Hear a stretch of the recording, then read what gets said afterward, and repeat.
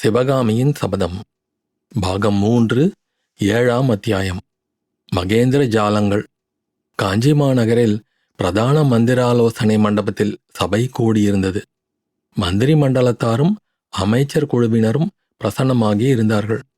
சக்கரவர்த்தியும் குமார சக்கரவர்த்தியும் சிம்மாசனங்களில் நடுநாயகமாக வீற்றிருக்க, அருகே ஒரு தனி பீடத்தில் சேனாதிபதி கலிப்பகையும் அமர்ந்திருந்தார். தளபதி பரஞ்சோதியை மட்டும் அவ்விடத்திலே காணவில்லை. கோட்டை பாதுகாப்பு முயற்சியில் ஈடுபட்டிருந்தபடியால் அவரால் மந்திராலோசனைக்கு வர முடியவில்லை போலும். சபையில் கூடியிருந்தவர்களின் முகத்திலெல்லாம் லேசாக கவலை குறி தோன்றியது. எல்லோரையும் காட்டிலும் அதிகமான கவலை சபையில் எழுந்து நின்ற பண்டகசாலை அமைச்சர் பராந்தக உடையார் முகத்தில் காணப்பட்டது. உடையாரே, முற்றுகை ஆரம்பிக்கும் சமயத்தில் நீர் உறுதியாகச் சொன்னீரல்லவா, குறைந்தது 15 மாதத்துக்கு வேண்டிய தானியங்களை நம் பண்டகசாலைகளில் பத்திரப்படுத்தியிருப்பதாக. முற்றுகை ஆரம்பித்து 7 மாதம்தானே ஆகிறது. இன்னும் 8 மாதத்துக்கு இருக்க வேண்டுமே. 3 மாதத்துக்குத்தான் தானியம் இருக்கும் என்று சொல்கிறீரே, அது எப்படி என்று சக்கரவர்த்தி கேட்டார். மகேந்திர பல்லவரின் குரல் மிக கடுமை பெற்றிருந்தது. அவருடைய முகத்தில் சுருக்கங்கள் அதிகமாயிருந்தன. பராந்தக உடையார் குரலில் கலக்கத்துடனும் சொல்லில் தடுமாற்றத்துடனும் கூறினார், பல்லவேந்திரா, நான் எதிர்பார்த்தபடி சில காரியங்கள் நடக்கவில்லை. எதிர்பாராத காரியங்கள் சில நடந்துவிட்டன. நகரை விட்டு வெளியேறிய ஜனங்கள் பலர் புள்ளலூர் சண்டைக்கு பிறகு நகருக்கு திரும்பி வந்துவிட்டார்கள். தொண்டை மண்டலத்தில் உள்ள சிற்பிகள் அனைவரையும் தலைநகருக்குள்ளே கொண்டு வந்து சேர்க்க வேண்டும் என்று தங்களுடைய ஆக்ஞை பிறந்தது. இதனால் 5000 பேர் அதிகமானார்கள். நமது கடிகைகள், கல்லூரிகள் எல்லாவற்றையும் மூடி ஆசிரியர்களையும் மாணாக்கர்களையும் வெளியே அனுப்பிவிடலாம் என்று முதலில் யோசனை செய்திருந்தோம். கடைசி நேரத்தில் தாங்கள் அவ்விதம் செய்ய வேண்டாம் என்று கட்டளையிட்டு விட்டீர்கள். இவ்வளவுதானா? இதனாலேயே 5 மாதங்களுக்குரிய உணவு குறைந்து போய்விட்டதா என்று சக்கரவர்த்தி கேட்டார். அடியேனும் ஒரு பெரிய தவறு செய்துவிட்டேன். நகரில் உள்ள புருஷர்கள், ஸ்திரீகள், குழந்தைகளை மட்டும் கணக்கெடுத்து கொண்டு 15 மாதத்துக்கு உணவு இருப்பதாக சொன்னேன். கறவை பசுக்கள், கோயில் மாடுகள், குதிரைகள் இவற்றை கணக்கில் சேர்க்கவில்லை. மாடுகளுக்கும் குதிரைகளுக்கும் வைக்கோலும் புல்லும் கிடைக்காதபடியால் தானியத்தையே தீனியாக கொடுக்க வேண்டியதாகிவிட்டது என்றார் அமைச்சர். நல்லது பராந்தகரே, தொண்டைமோன் இளந்தரையன் வம்சத்தில் பிறந்த காஞ்சி மகேந்திர பல்லவன் வாதாபி புலிகேசியிடம் சரணாகதி அடைய நேர்ந்தால் அந்த பழியை கோவில் மாடுகள் மீதும் தேர்க்குதிரைகள் மேலும் போட்டுவிடலாமல்லவா என்று கூறிவிட்டு சக்கரவர்த்தி சிரித்தார். அந்த சிரிப்பில் கோபம் அதிகமாக தொனித்ததா, ஏளனம் அதிகமாக தொனித்ததா என்று சொல்வதற்கு முடியாமல் இருந்தது. அப்போது நரசிம்மவர்மர் துள்ளி எழுந்து, அப்பா, என்ன வார்த்தை சொன்னீர்கள்? வாதாபி புலிகேசியிடம் மகேந்திர பல்லவர் சரணாகதி அடைவதா? 1,00,000 பல்லவ வீரர்கள் 7 மாதமாக 3 வேளை உண்டும் உறங்கியும் இந்த கோட்டைக்குள்ளே எதற்காக அடைபட்டு கிடக்கிறார்கள்? தந்தையே, நமது பண்டகசாலை அமைச்சரின் கணக்கு பிழையும் ஒரு விதத்தில் நல்லதாகவே போயிற்று. இப்போதாவது கட்டளையிடுங்கள். கோட்டைக்குள்ளே 7 மாதம் ஒளிந்து கொண்டிருந்தது போதும். உலகமெல்லாம் நம்மை பார்த்து சிரித்தது போதும்.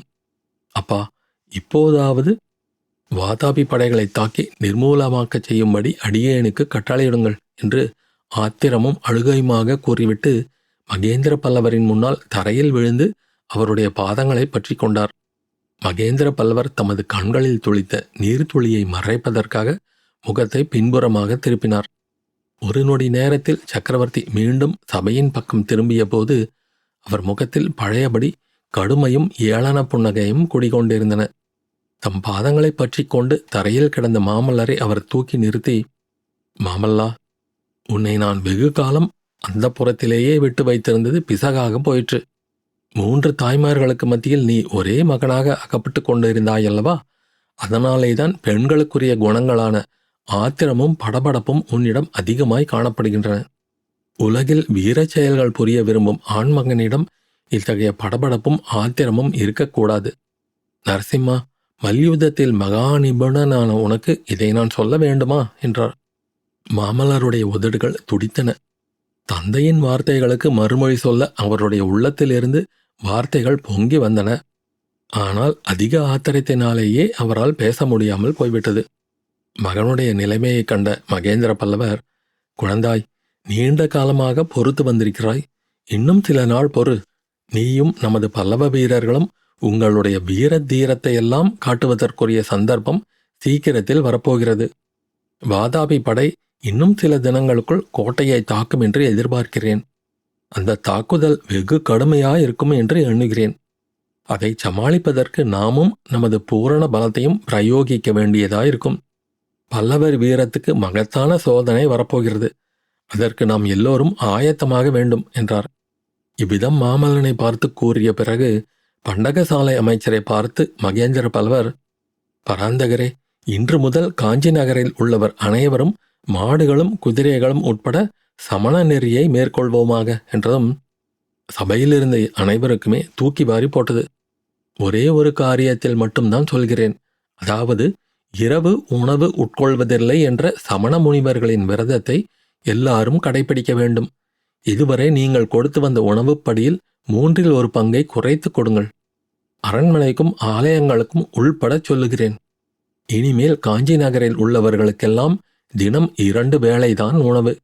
இதன் மூலம் கைவசமுள்ள தானியத்தை 4½ மாதம் நீடிக்குமாறு செய்யலாம் அல்லவா? மந்திரிமார்களே, நீங்கள் என்ன சொல்கிறீர்கள் என்று சக்கரவர்த்தி கேட்கவும், முதன் மந்திரி சாரங்கதேவர், பிரபு, கோட்டை முற்றுகை 4½ மாதத்துக்கு மேல் நீடிக்காதென்று தாங்கள் அபிப்பிராயப்படுவதாக தெரிகிறது என்றார். இல்லை, 4½ மாதம் கூட நீடிக்கும் என்று நான் நினைக்கவில்லை. முன்ஜாக்கிரதையாக உணவை 1/3 பங்கு குறைக்கலாம் என்று சொன்னேன். புலிகேசி இன்னும் 1 வாரத்தில் கோட்டையை தாக்கத் தொடங்குவான் என்று எதிர்பார்க்கிறேன். பிரபு, அப்படி தாங்கள் எதிர்பார்ப்பதற்கு தக்க காரணங்கள் இருக்கத்தான் வேண்டும் என்றார் சாரங்கதேவர். ஆம், அவற்றை உங்களுக்கும் சொல்ல விரும்புகிறேன். சபையோர்களே, உணவு நெருக்கடியை பொறுத்தவரையில் நம்மை காட்டிலும் புலிகேசியின் நிலைமை ஆபத்தானது. வாதாபி படையினர் 3 மாத காலமாக அரை வயிறு உணவு உண்டுதான் ஜீவித்து வருகிறார்கள். புலிகேசி வாதாபியிலிருந்து புறப்பட்ட போது 5 லட்சம் வீரர்களுடனும் 15,000 யானைகளுடனும் புறப்பட்டான். இப்போது வாதாபி படையில் 3½ லட்சம் வீரர்கள் தான் இருக்கிறார்கள். 10,000 யானைகள் மட்டுமே இருக்கின்றன. சபையோர்களே, இன்னும் 1 மாதம் போனால் இவர்களிலும் பாதி பேர் பஞ்சத்திலும் நோயிலும் மடிந்து போவார்கள். யானைகளின் கதி என்ன ஆகுமோ தெரியாது. ஆகையால் புலிகேசி சீக்கிரத்தில் கோட்டையை தாக்கித்தான் ஆக வேண்டும். இந்த தாக்குதல் வெகு மூர்க்கமாயிருக்கும் என்பதில் சந்தேகமில்லை. முதலமைச்சர் ரணதீர பல்லவராயர், பல்லவேந்திரா, இந்த மாதிரி அதிசயத்தை இவ்வுலகம் எப்போதும் கேள்விப்பட்டதில்லை. முற்றுகைக்கு உள்ளானவர்கள் பசி பட்டினிக்கு ஆளாகி மடிவதுண்டு, எதிரியிடம் சரணடைந்ததும் உண்டு. ஆனால் முற்றுகை இடுகிறவர்கள் பட்டினிக்கு ஆளானார்கள் என்று கதைகளிலே கூட கேட்டதில்லை என்றார். ஆம் பல்லவராயரே, திரிபுரம் எரித்த பெருமானின் அருளினால் அம்மாதிரி அதிசயம் நடக்கிறது. தொண்டை மண்டலத்து கிராமங்களில் உள்ள ஜனங்கள் எதிரிகளுக்கு 1 ஆழாக்கு அரிசியோ 1 பிடி கம்போ கொடுக்கவும் மறுத்திருக்கிறார்கள். கையில் உள்ள தானியத்தை எல்லாம் வெகு பத்திரமாக புதைத்து வைத்திருக்கிறார்கள். சபையோர்களே, தொண்டை மண்டலத்து ஏரிகள் கூட நமக்கு பெரிய உதவி செய்திருக்கின்றன. சென்ற தை மாதத்தில் எக்காரணத்தினாலோ நம் நாட்டு ஏரிகள் எல்லாம் திடீர் என்று உடைத்து கொண்டு விட்டன. அப்படி ஏற்பட்ட உடைப்பு வெள்ளத்தினால் வாழைத் தோட்டங்கள், தென்னந்தோப்புகள் எல்லாம் பாழாயின. கோடை காலத்து சாகுபடியும் நடக்கவில்லை.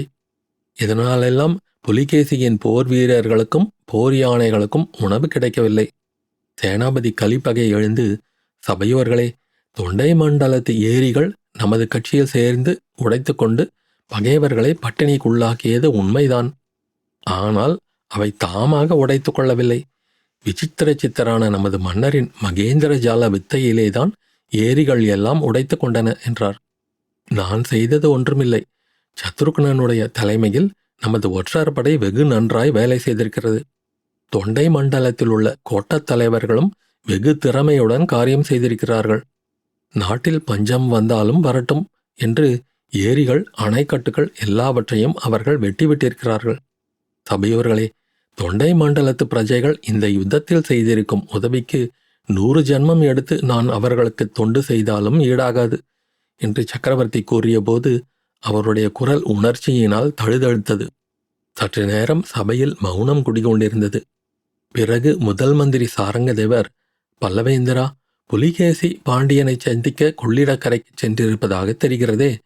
பாண்டியன் ஒருவேளை வாதாபி படைக்கு வேண்டிய உணவுப் பொருள் கொடுக்கலாம் அல்லவா என்றார். ஆம் மந்திரி, பாண்டியனிடம் உணவுப் பொருள் உதவி கோருவதற்காகத்தான் புலிகேசி தெற்கே போயிருக்கிறான். ஆனால் அந்த உதவி அவனுக்கு கிடைக்கும் என்று நான் கருதவில்லை. தவிரவும் புலிகேசி சீக்கிரத்தில் வாதாபிக்கு திரும்ப வேண்டிய காரணங்களும் ஏற்பட்டிருக்கின்றன. சபையோர்களே, ஒவ்வொரு நிமிஷமும் தெற்கே இருந்து முக்கியமான செய்தியை எதிர்பார்த்து கொண்டிருக்கிறேன் என்று சொல்லிக்கொண்டே மகேந்திர பல்லவர் மண்டபத்தின் வாசற் பக்கம் பார்த்தார். பார்த்தவுடனே, இதோ செய்தி வருகிறது என்றார். காவலன் ஒருவன் உள்ளே வந்து சக்கரவர்த்திக்கு அடிவணங்கி அவருடைய காதோடு ஏதோ ரகசியமாகச் சொன்னான்.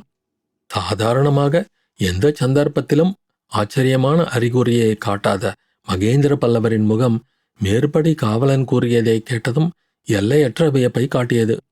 சபையோர்களே, நீங்களாவது நானாவது சற்றும் எதிர்பாராத அதிசயமான செய்தி வந்திருக்கிறது. என்னாலேயே நம்ப முடியவில்லை. விசாரித்து உண்மை தெரிந்து கொள்ளப் போகிறேன். இப்போது சபை கலையட்டும். இன்றிரவு மறுபடியும் சபை கூட வேண்டும். போது எல்லாம் விவரமாகச் சொல்கிறேன். மாமல்லா, நீயும் அரண்மனைக்கு போய் உன் தாய்மாரை பார்த்துவிட்டு வா என்று கூறிக்கொண்டே மகேந்திர பல்லவர் எழுந்து சபா மண்டபத்தின் வாசலை அடைந்து அங்கு ஆயத்தமாய் நின்ற குதிரையின் மீது தாவி ஏறினார். அத்தியாயம் முடிவு.